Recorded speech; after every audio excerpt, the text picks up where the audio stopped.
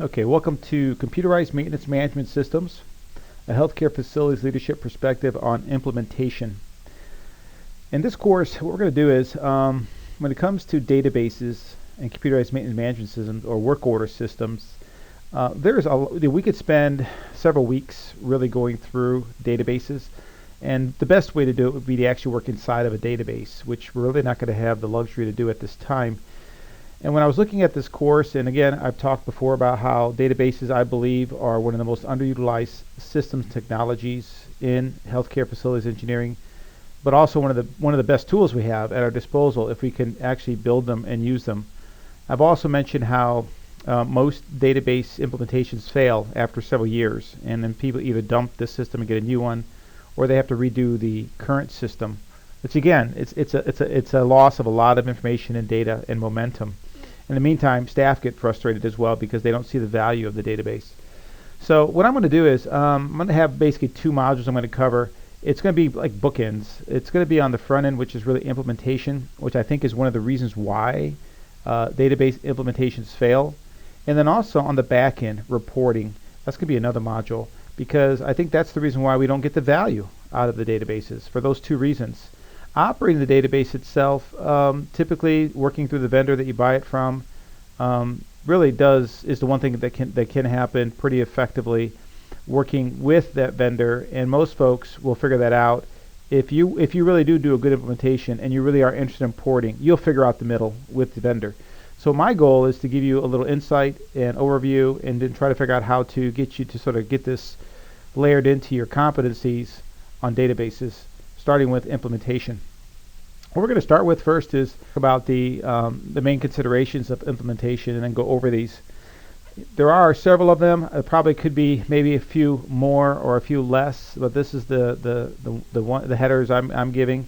There's the implementation team, staff communication, data structure, labeling, inventory, entry control, staff training, and then implementation accountability. And you notice even this slide has sort of a bookend about implementation, even though the whole subject is about implementation.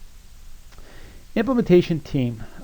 Here are the folks that really you need to have involved. Again, dependent upon the size of your facility, this is going to vary quite a bit. A very, very small facility might only have yourself and maybe one or two other people. A large organization would have maybe all of these people and maybe even more. But the folks that you really need to have is frontline staff is critical. Usually you're going to pick somebody who maybe has a certain amount of technology savviness to them, or you're going to pick someone who you think can help promote and help communicate to the other staff and encourage the other staff the value of the system as you go through this. But it's important to have a staff person. Hopefully, if you're fortunate, you have a clerical person working in your department. That person is going to be the one doing data entry, probably pulling reports, helping you build the database, things like that. If you don't, and that's pretty common. Obviously, this is not, you're not going to have this person involved. Having IT involved is still critical. There are still many systems that are server-based, and sometimes people choose and want to have a server-based system, although many systems today are web-based or cloud-based. So you no longer need this, but it's still good to have IT, because when it comes to any kind of, you're probably going to be pushing this out to the users, and there's going to be an icon or something, on their computers out there, and it's also going to change the way the processes work inside the facility, and IT can often help you with that because that's what they do on a regular basis. Materials management, very important to have them involved, because it's just going to change the organization processes, hopefully, if they already isn't in place, that any piece of equipment or any infrastructure change, any asset that comes into the building, the materials management typically touches most of them. Not all of them. They should touch all of them, but they touch most of them. And so it's good to have them up front. And they're also very valuable because they can get you a lot of the information you need on financials when it comes to the equipment or the asset that you're going to be putting into your system. User interface, again, it's great to have maybe somebody from a clinical area. Typically it's going to be like a unit clerk or someone like that, who they're the ones that put in the work orders for the departments. And they can give you, again, another perspective and help you, again, promote and get your system out there and get people using it. Other service lines that could be critical, biomedical engineering, environmental services, security. There probably could be a few others that might use the database, or they might actually, you might expand the database across to them. That would be, in some cases, as a HFL professional, you may have all these departments under your sole responsibility. And in some facilities, each one of these may have their own manager and director. So depending upon, again, the scope and scale of your facility, you may want to have these folks at the table as well. Staff communication, again, very early on, you want to let the folks know about what you're doing and why you're doing it. Best practices and examples. There's enough information out there where you can give your staff some of the benefits of a database. And hopefully as you go through those benefits, for example, the folks are going to be able to find information in parts more quickly. They might even be able to find PM procedures more quickly, or they may be able to find the vendor to order a part from, more efficiently and quickly.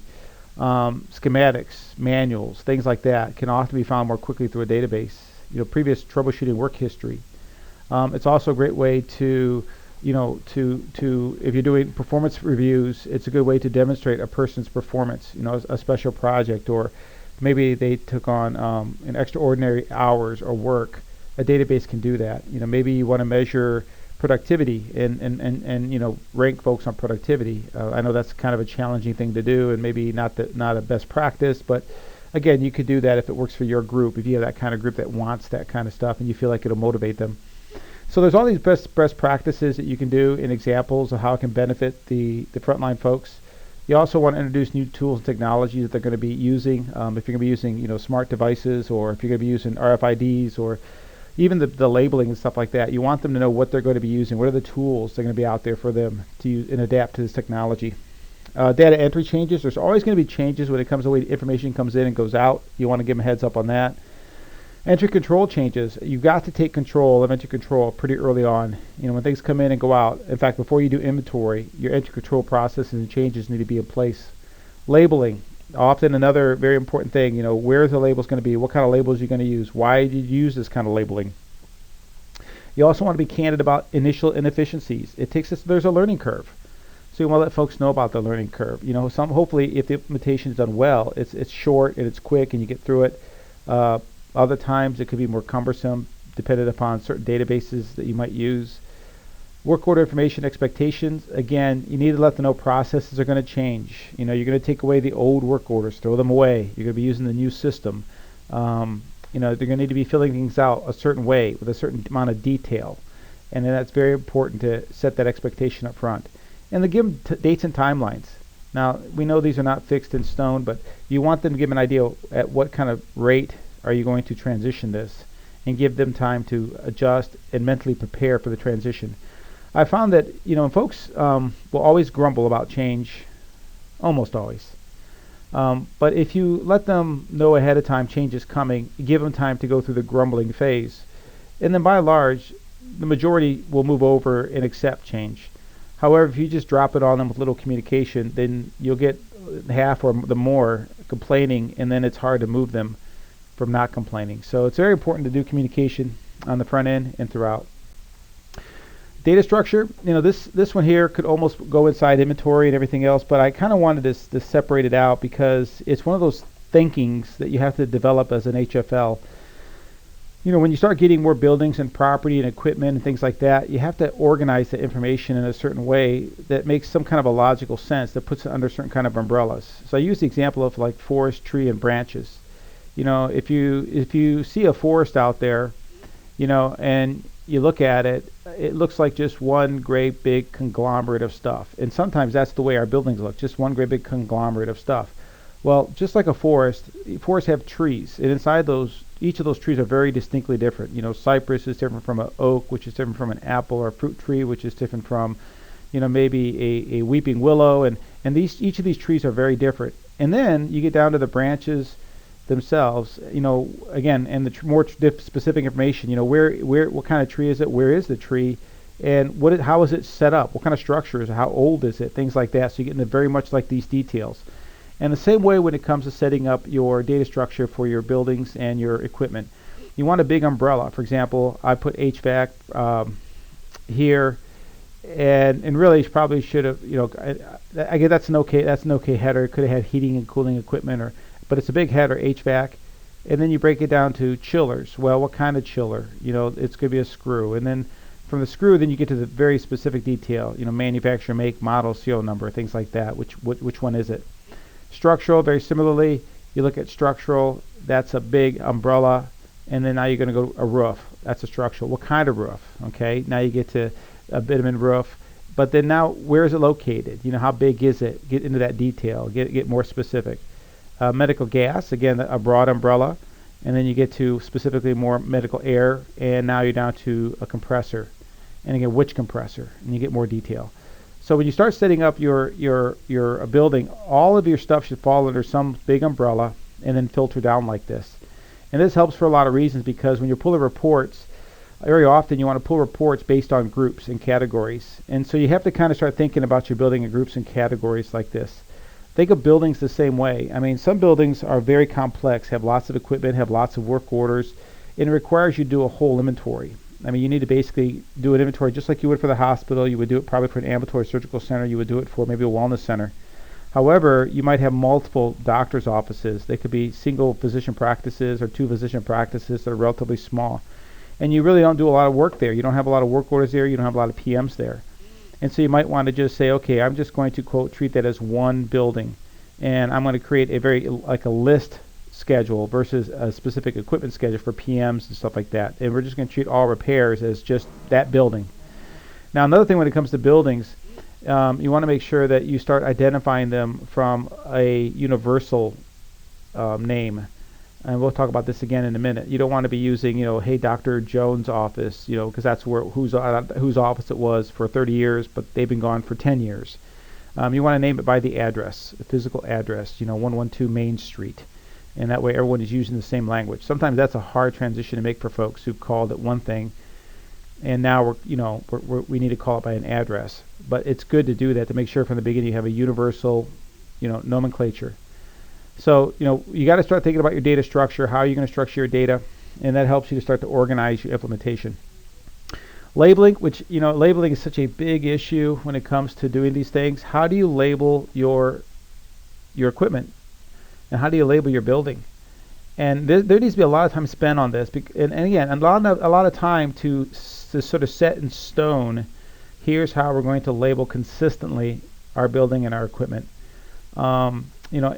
Equipment nomenclature, and I put HVAC here. Really should have been more something like a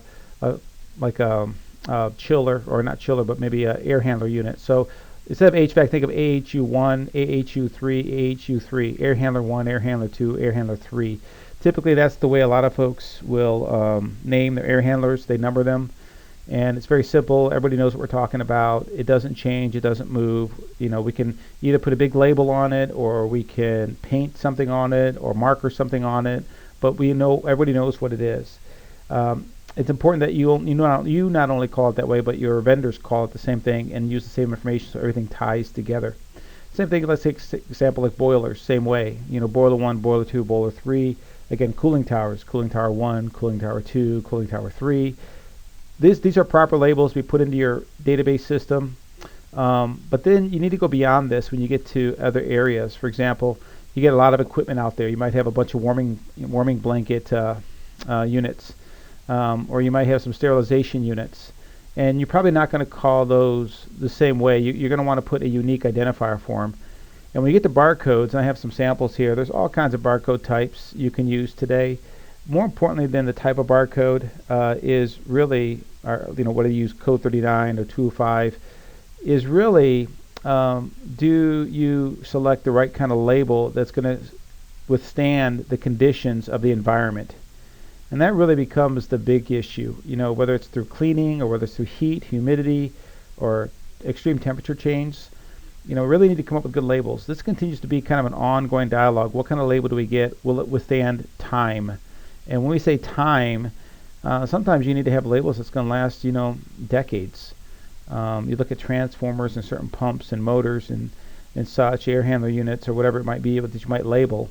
And you're going to want labels that can stand a long period of time. One of the most challenging things to label, although we can just use universal labels for it, is like exhaust fans on roofs.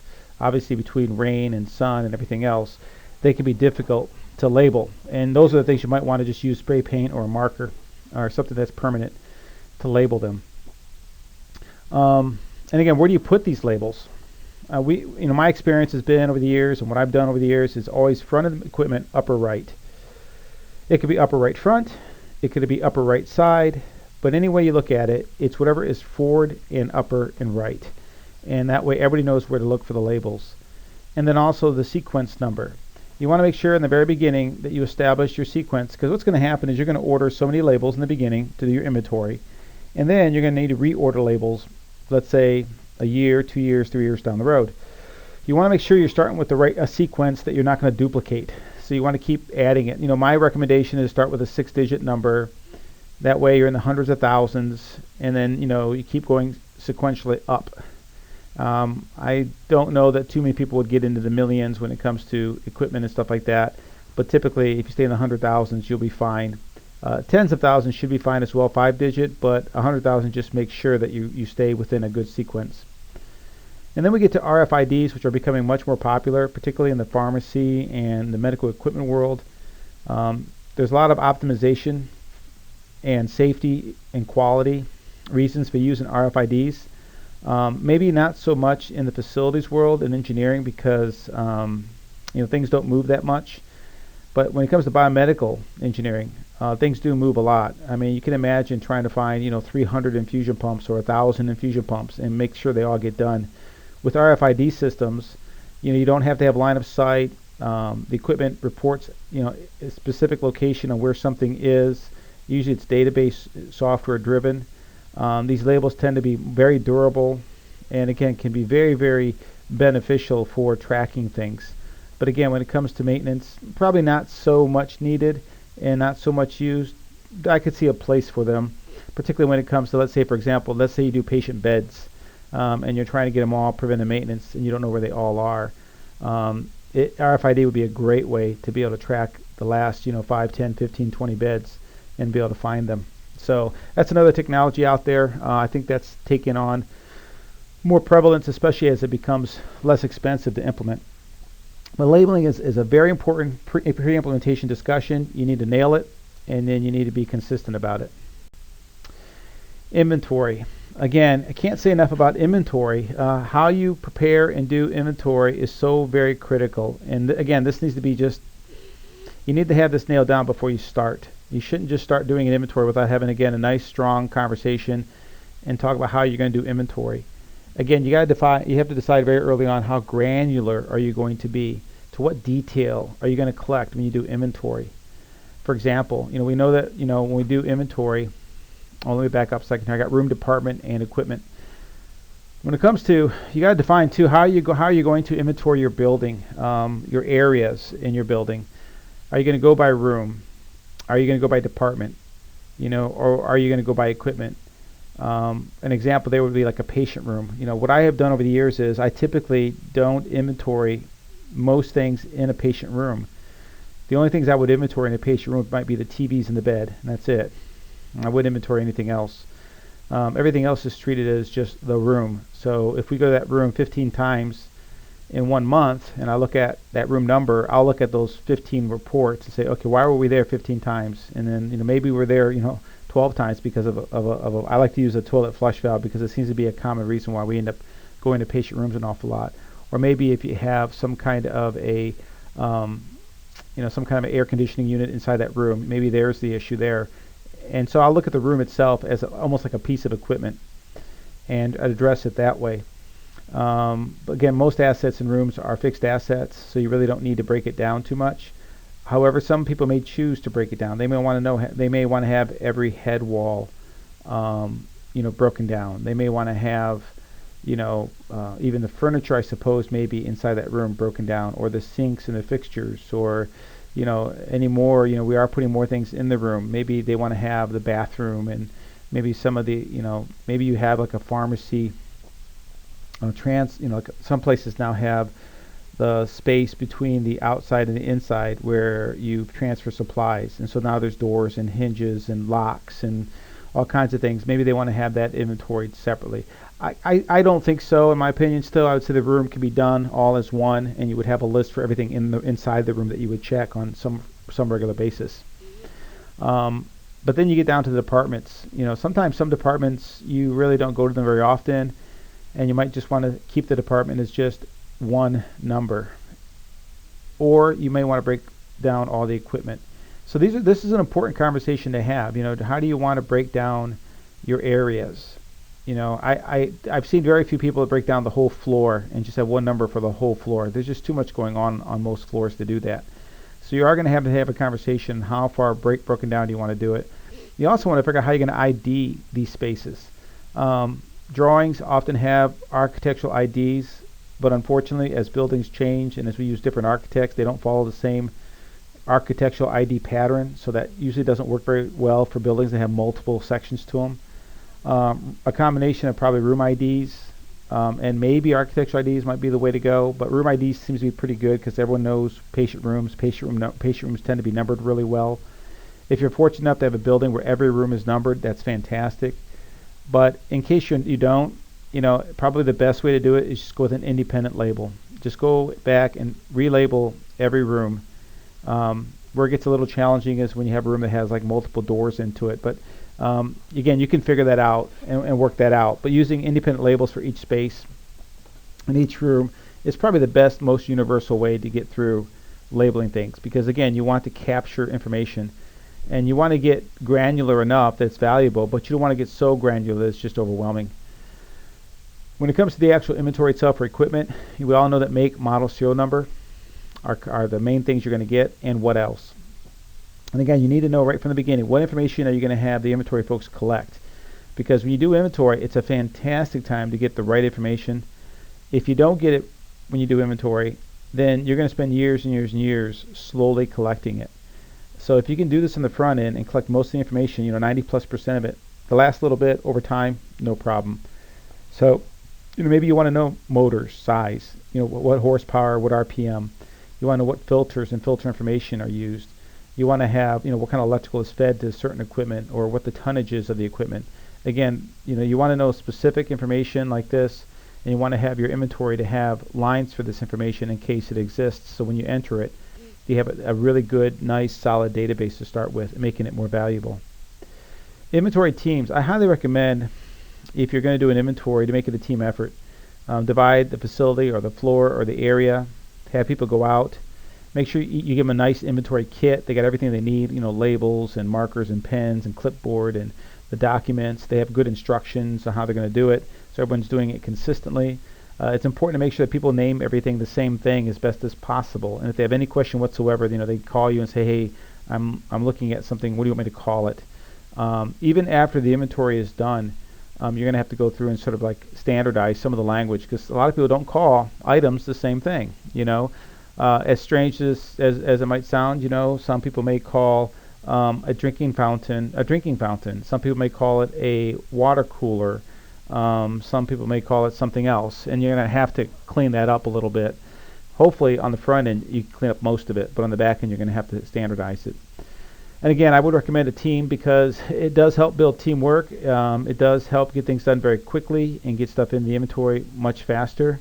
I've done inventories where you pretty much have a person or two kind of doing it over a period of time, and it works. But I find that sometimes you have other issues with, getting the data completed. It takes longer.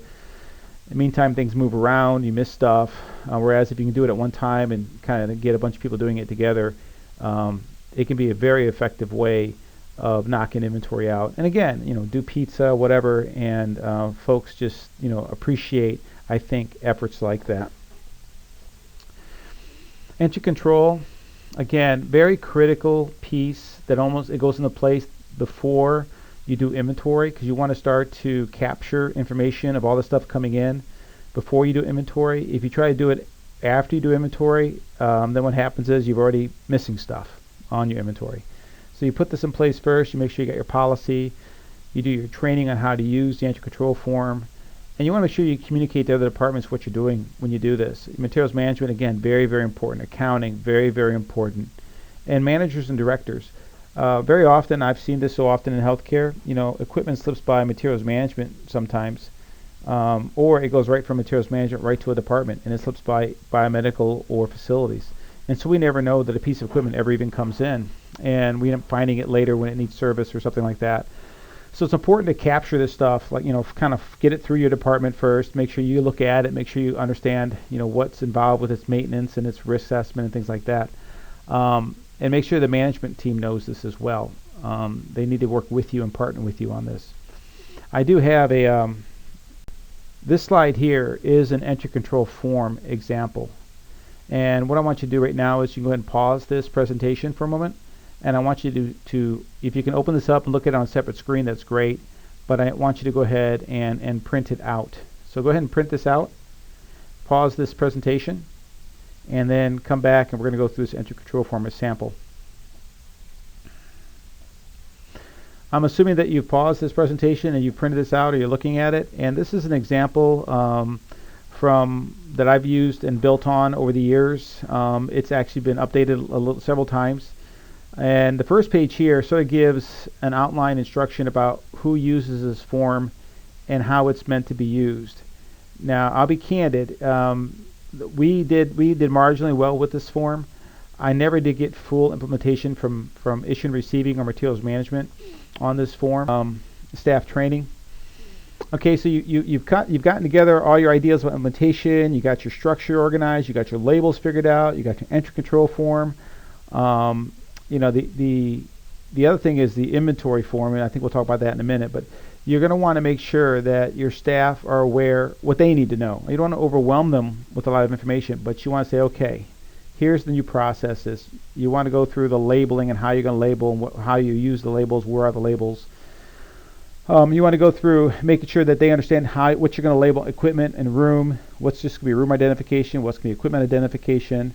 And again, you want to inform staff of expectations and follow up to implementation issues. So after you do the inventory, you do the entry control, you do the implementation, there's always going to be a few issues.